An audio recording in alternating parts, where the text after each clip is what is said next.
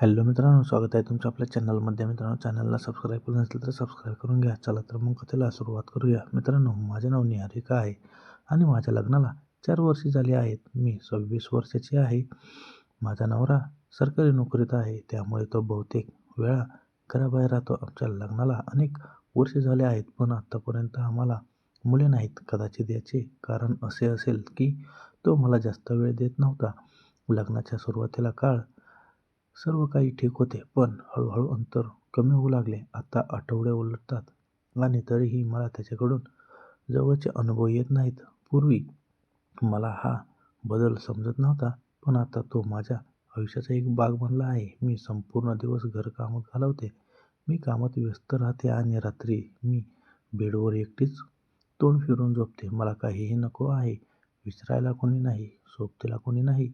पण ही शून्यता आत्ता माझ्या आत खोलवर बसली आहे. रमेशजी नेहमी शांत स्वभावाचे होते. जरी ते माझे पती नसले तरी ते माझे सर्व काम करतात. कधीकधी ते दररोज माझ्यासाठी चहा बनवतात, हळूवारपणे पाणी मागतात किंवा रात्री एकटे बसून माझ्याशी बोलतात. तेव्हा मला लाज वाटते. तुम्हाला सांगते, रमेश माझे सासरे आहेत. त्यांचं वय 45 वर्षे आहे. त्या दिवशी सकाळी एक सौम्य थंड वारा माझ्या गालाला स्पर्श करत होता. मी अंगणात चटई पसरून होती. वाऱ्याच्या झुळुकाने माझी शाल घसरली. मी गेले आणि त्याच क्षणी मला रमेशजी दारावर उभे असलेले दिसले. त्यांनी माझ्याकडे शांतपणे पाहिले आणि मग म्हणाले, "बुमा, तू इथे झोपली आहेस का?" त्यांच्या आवाजात थोडासा थर कापत होता, पण तोपर्यंत माझं शरीर थंडीत पसरली होती. मी स्वतःला सावरले आणि म्हणाले, "बाबूजी, आत खूप उष्णता होती म्हणून मी इथे आले."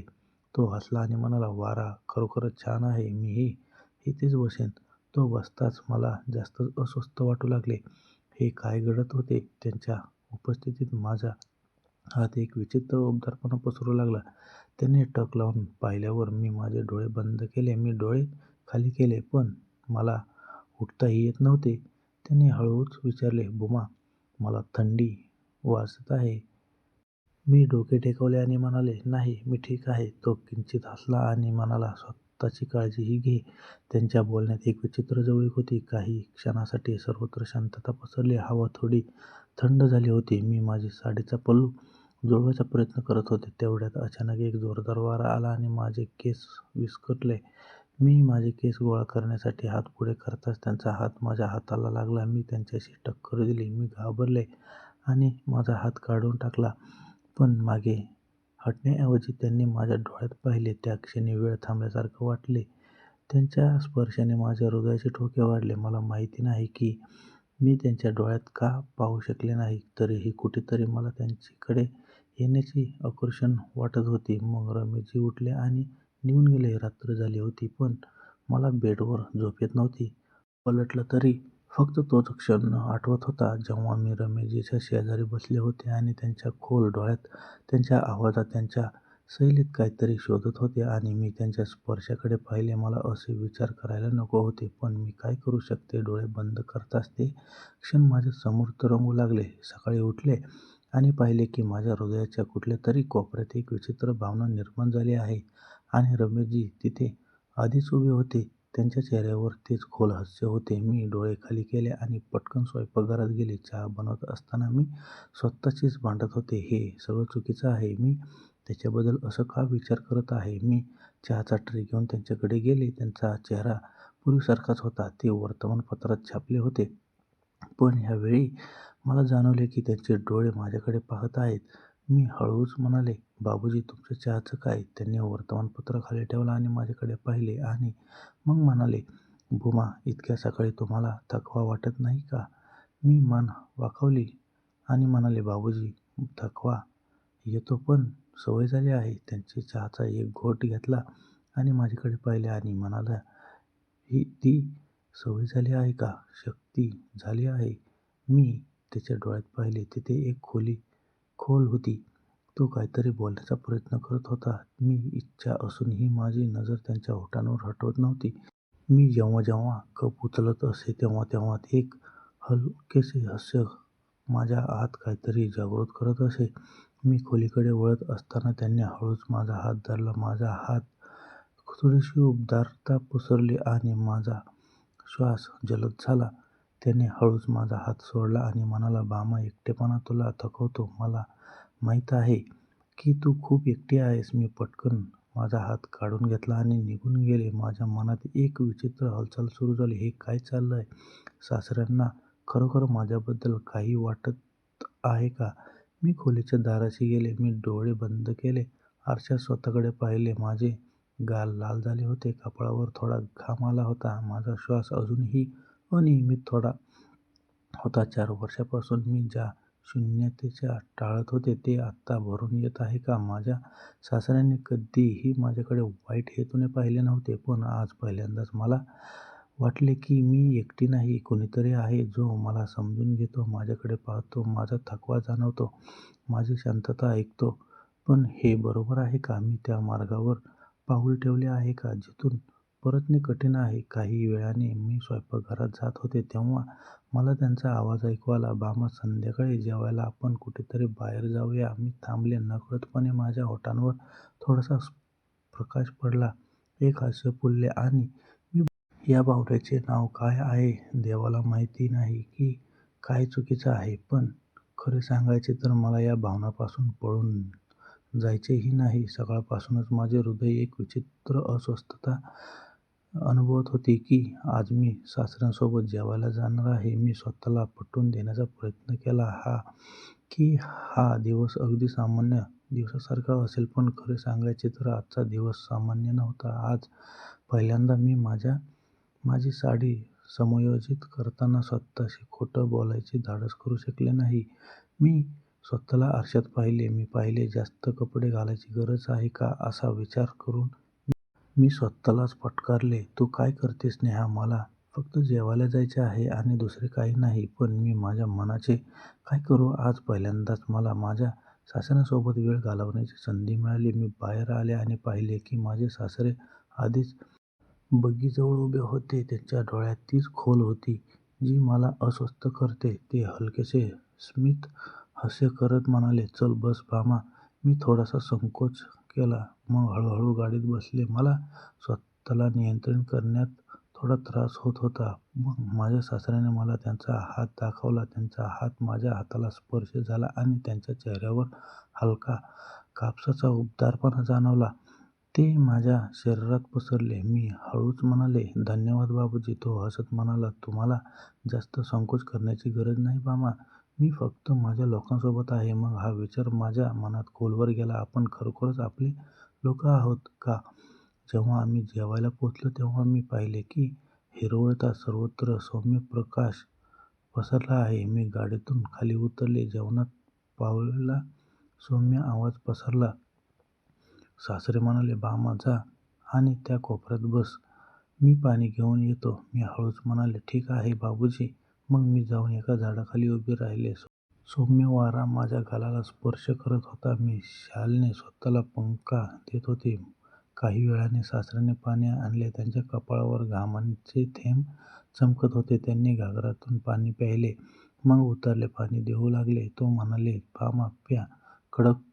सूर्य कडक तापला आहे." मी हळूहळू घागरा धरली, पण त्यांच्या हाताने थोडीशी घट्टपणा जाणवला. पाणी पिताना त्यांची बोटं माझ्या हातांवर थांबली. जणू काही त्यांच्या स्पर्शाने माझे ओठ ओले झाले आहेत असे वाटले. मी डोळे खाली केले. सासरे खोल आवाजात म्हणाले, "निहारिका, तू या शेतात खूप सुंदर दिसतेस." माझे हृदय जोरात धडधडू लागले. मी डोळे मिटले आणि म्हणाले, "बाबूजी, तुम्ही असं का बोलत आहात?" ते हलकेच हसून म्हणाले, "जे खरं आहे तेच बोलले पाहिजे. कधी-कधी खरंही सांगावं लागतं." मी घाबरले आणि दुपट्टा खांद्यावरून घट्ट धरला. पण मला जे वाटत होतं ते चुकीचं आहे हे मी स्वतःला पटवून देऊ शकले नाही. तेवढ्यात एक सोसाट्याचा वारा आला आणि माझी साडी थोडी हलली. मी साडी दुरुस्त करण्यासाठी पटकन हात पुढे केला, पण नंतर माझ्या सासऱ्याने हात पुढे केला, कदाचित मला मदत करण्यासाठी. आमच्या बोटांना पुन्हा एकदा टक्कर घेतली आणि माझ्या शरीरात हलकीशी झुळूक आली. मी डोळे खाली केले, पण आत एक विचित्र भावना जागृत होत होती.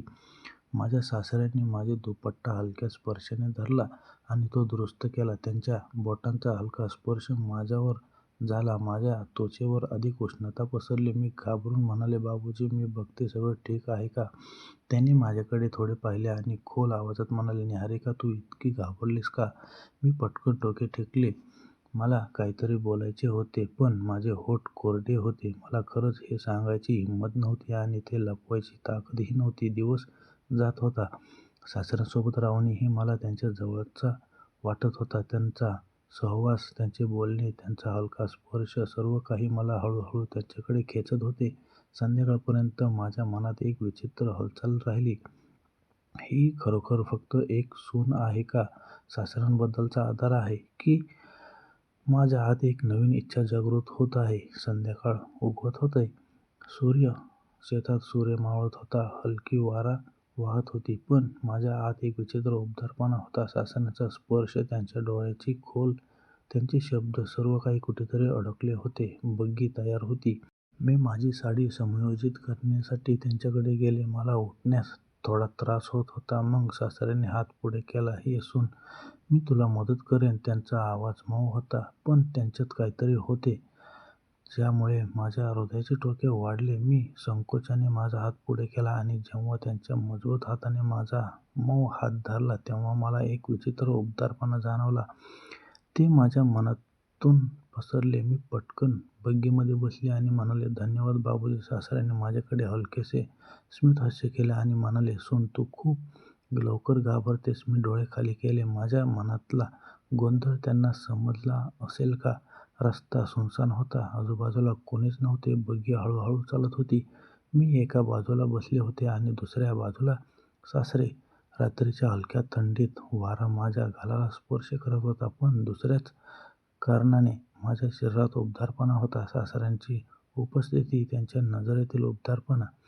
काही मिनिटे बग्गी एका झटक्याने थांबली. मी थोडीशी असंतुलनी झाले. खाली पडले. अचानक सासऱ्यांचा हात माझ्या कमरेवर आला. सून, सावधान राहा, तो घाबरून म्हणाला. पण त्यांच्या स्पर्शाने माझे हृदय पूर्वीपेक्षा जास्त वेगाने धडधडू लागले. काही वेळ त्यांचा हात माझ्या कमरेवर राहिला. मी डोळे खाली केले, पण आता माझे सासरे आक्रमक झाल्या होत्या. त्यांनी हळूहळू हात काढून खोल आवाजात म्हटले, तू खूप निष्पाप आहे सून. माझ्या ओंगट्याने सासऱ्यांना घट्ट धरले. आत्ता मी स्वतःला रोखू शकले नाही. घरी पोचल्यानंतर मी पाहिले की अंधार पडला होता. सासरे बग्गीवरून खाली उतरले आणि माझ्याकडे आले. ये सून, आराम कर, तू खूप थकली असशील, तो हळू आवाजात म्हणाला. मी मान हलवली. मी वाकून म्हणाले, ठीक आहे बाबूजी. पण त्यांच्या हाताने पुन्हा माझ्या पल्लूला हलकेच पकडले. तेव्हा माझे पाय तिथेच थांबले. माझे हृदय जोरात धडधडू लागले. त्यांचा आवाज मंद होता, पण त्यात काहीतरी होते जे माझ्या आत अडकले होते. मी हळूहळू डोके फिरवले. आमच्या नजरा एकमेकांना भिडल्या आणि आत मी डोळे खाली केले. नाहीत. तिथे काहीतरी अपूर्ण राहिले होते. काहीतरी जे उघडेपणाने बाहेर येणार होते. मी घरी आले आणि बेडवर बसले, पण माझे हृदय अजूनही त्याच क्षणी अडकले होते. सासऱ्यांनी माझा पल्लू धरला होता. त्यांच्या खोल डोळ्यातील भाव, जणू काही सर्व काही थांबले आहे. मी हळूहळू माझ्या मनगटाला स्पर्श केला, जिथे त्यांना हलकासा स्पर्श केला होता आणि तो स्पर्श मला अजूनही जाणवत होता. मला काय होत आहे? मी स्वतःला म्हणाले, कदाचित 4 वर्षाच्या एकांकीपणाने मला या टप्प्यावर आणले असेल. माझ्या नवऱ्याकडून कोणतीही अपेक्षा नव्हती आणि आत्ता माझे हृदय मला दुसऱ्या दिशेने खेचत होते. मी मागे वळून डोळे बंद करण्याचा प्रयत्न केला, पण माझ्या सासऱ्यांचा चेहरा माझ्या मनात फिरू लागला. त्यांचे हलकेसे हास्य, त्यांच्या बोलण्यात लपलेली भावना, आणि ते माझ्याकडे येत असताना दारावर हलकीशी ठकठक झाली. सून, तुम्ही झोपलात का? सासऱ्यांचा आवाज. मी घाबरले. मग मला समजले की त्यांना काय हवे आहे आणि मी दार उघडले. मग त्यालाही समजले की आता निघून जाणे चांगले होणार नाही. शेवटी आम्ही रात्रभर खूप कष्ट केले आणि मग तो तिथेच झोपला. पण मला शक्ती आणि त्यांचा प्रकाश खूप आवडला. मग मीही खूप आनंद झाले. मग ज्या दिवशी माझा नवरा घरी येत नव्हता, त्या दिवशी आम्ही दोघेही खूप आनंदी घेत असायचो. तुम्हाला आजची कथा कशी वाटली कमेंट करून सांगा आणि लाईक, शेअर, सबस्क्राईब करायला विसरू नका. भेटूया अशाच नवनवीन कथेमध्ये. तोपर्यंत धन्यवाद.